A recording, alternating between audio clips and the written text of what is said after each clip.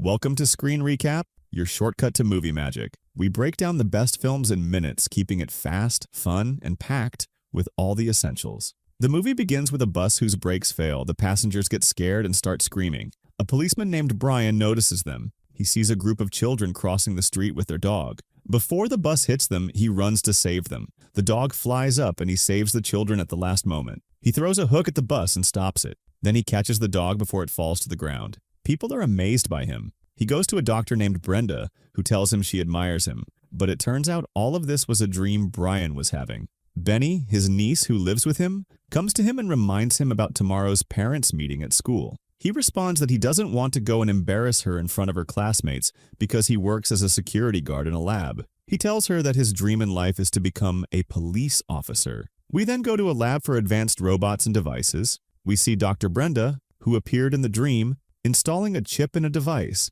She tells her father that this chip will ensure the project's success. They are working on creating a robotic leg, and she and her father successfully activate it, making her happy. Meanwhile, Brian is at work in the lab. He sees Dr. Brenda leaving on the surveillance cameras. It's clear that he admires her a lot, so he quickly goes to talk to her. At the same time, a man named Solix is watching her with a camera from his car. We see Brian approach Brenda and start talking to her, but she seems distracted. He keeps talking about random topics just to spend more time with her. She suddenly remembers she forgot her keys in the lab and goes back to get them. Meanwhile, Solix orders his assistant, Sykes, to move the car and break into the lab. However, his cat plays with the remote control and the car crashes into the lab. Small robots come out of the car, enter the lab, and steal the robotic leg and its control helmet. Before leaving, they kill Brenda's father, Artemis. Brian realizes there's a security breach and quickly enters the lab. He finds Brenda crying over her father. He tells her he won't rest until he catches the killer. He quickly gets into his car and drives as fast as he can to catch Solix and arrest him. A bowling ball is next to him, and he moves it aside to drive properly. Sykes spills oil on the ground, causing Brian to lose control of his car, which flips over. Solix climbs out of his car's roof and throws a hook at Brian's car, which explodes. However, the bowling ball flies out and hits Solix's hand, injuring it. The next morning, Brenda learns what happened to Brian and visits him in the hospital. She finds him completely bandaged, looking like a mummy. The doctors inform her and Dr. Brenda that there's no part of Brian's body that isn't injured. She insists that he risked his life to save her and must be helped in any way possible. They decide to help him by installing advanced devices in his body to allow him to live and continue his life. We then see Solix, who lost his hand because of the bowling ball, replacing it with a metal one. After some time, Brian regains consciousness but is disoriented and confused. He struggles to stand and goes to a mirror. He looks at himself and is shocked to see strange things coming out of his fingers. He thinks it's a side effect of the treatment. Suddenly, a missile shoots out of his leg, causing chaos in the hospital. He panics and runs away, unable to control himself. He encounters Dr. Brenda, who begins to calm him down and remind him of the day of the accident, explaining that there was no hope for his survival. She explains that he's now part of a highly advanced network of tissues, devices, and computer programs, making him the first model of a robotic policeman. This will allow him to fulfill his dream of becoming a police officer. Meanwhile, Solix and his assistant are trying to activate the robotic leg using the helmet, but they fail.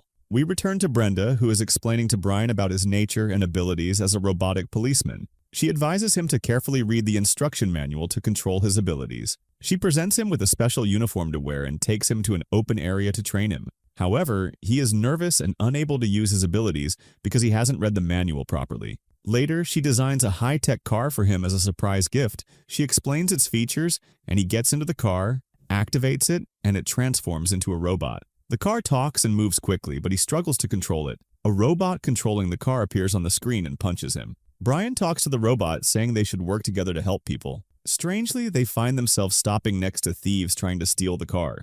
Oddly, Brian doesn't realize they are thieves and helps them steal the car. It's clear that Brian's mind has been affected by the accident, and his intelligence has significantly decreased. After many attempts to regain control of himself, he arrests the thief. Later, we see Benny tying Brian's bow tie as he prepares to attend a Halloween party, celebrating the success of the robotic policeman project. At the party, he meets Brenda and dances with her. While dancing, Solix approaches and tries to talk to Brenda, making Brian upset. He leaves and presses his ear against a statue on the wall to eavesdrop on them, but before he hears anything, his ear falls off. When he goes to Brenda, she tells him that Solix offered her a job with significant funding and her own private lab, making her very happy. Brian, however, feels uneasy and tries to warn her. A journalist arrives and takes him to be photographed with his fellow officers. He asks his boss when he will be assigned challenging tasks. His boss tells him he needs to start with simple tasks first. Over time, Brian notices that all the tasks he's assigned are easy and unrelated to real police work.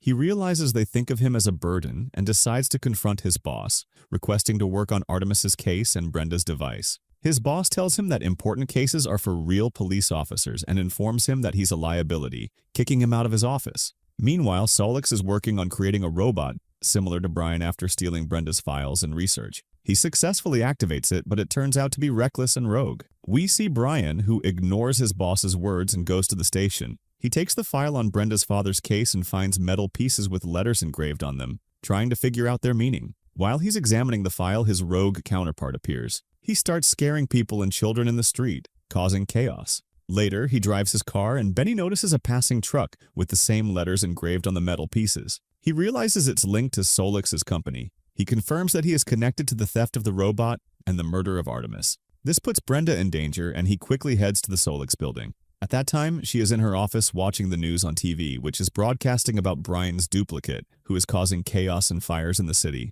Of course, she thinks it's the real Brian and doesn't believe what she's seeing. We return to Brian, who removes the grappling hook from his head, uses it to climb the building, and reaches Brenda. He warns her about Solix and his plan, telling her she must leave the place immediately. He continues climbing to the rooftop, where he finds the robot and confirms that it is the thief and the killer. Brenda discovers that there's another version of her, a robot created by Solix, and she becomes anxious and wants to leave. At that moment, Brian tries to take the robot, but the alarm goes off. He falls and attempts to escape, but fails. We return to Brenda and her duplicate, who wants to leave with her and talk. The duplicate explains that she was locked in the lab and never allowed to leave. Brenda learns from her that Solix is the one who stole the robot from the lab, leaving her shocked as she realizes he is the killer. She runs away. At the same time, Solix captures Brian and shows him his duplicate, revealing how it is harming people in the streets and destroying the city. He tells Brian that everyone believes the duplicate is the real Brian and reveals his plan to create more robotic duplicates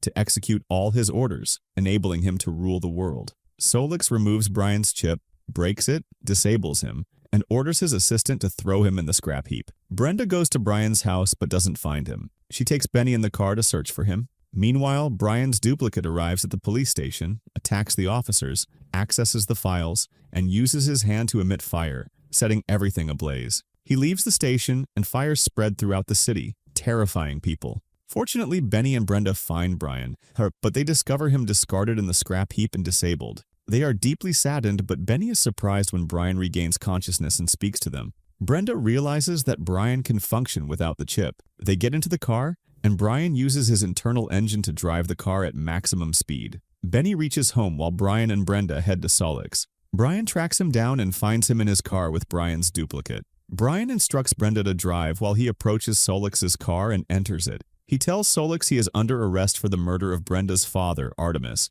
However, the duplicate attacks Brian and throws him out of the car. Brian uses his long legs to catch up with them. At this point, the duplicate confronts Brian, and they fight, both falling to the ground. Brenda continues to chase Solix until he reaches his company headquarters. How have known? However, he captures her and takes her to the rooftop. Meanwhile, Brian defeats his duplicate, throws its head into the water, activates his helicopter, and flies it. At the same time, Solix reaches the rooftop, ties Brenda up inside the aircraft, and begins to take off. He is surprised when Brian arrives and uses a device from his hand to disable the aircraft. Solix loses control and Brian rescues Brenda using a parachute to bring her safely down. They land together in a fountain, and Brenda quickly checks on Brian. As for Solix, he descends with his parachute into Brian's car, where the robot attacks him and locks him in a cage. The police arrive and Benny explains everything that happened. She informs them that Solix created a duplicate of her uncle and programmed it for destruction and chaos to control the city.